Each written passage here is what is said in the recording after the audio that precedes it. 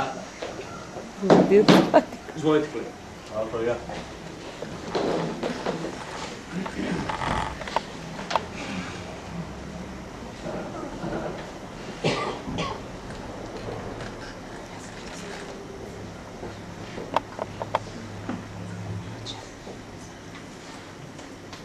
Znate, od uvek me je zabavila i vesela pomisao na to kako će publika reagovati kad se prepozna u mom delu.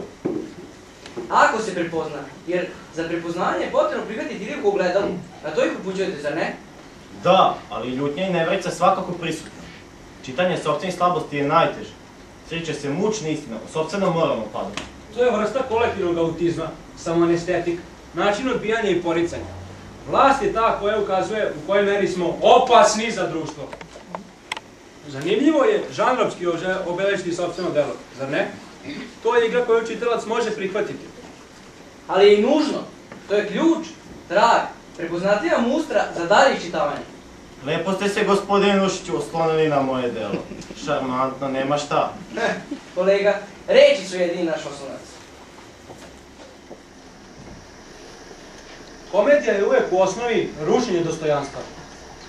Ako govorite o dostojanstvu, koje je teško naći u plasu poltronstva. Da, upravo sam to i želeo. Da na jednom mestu skupim sve što je Rusi ružno. I teo sam sve da ih smem u jedan mah. Gospodo, Ugoljada se divno prima na srpsku crnicu. Decenijama, crno crnom hrli.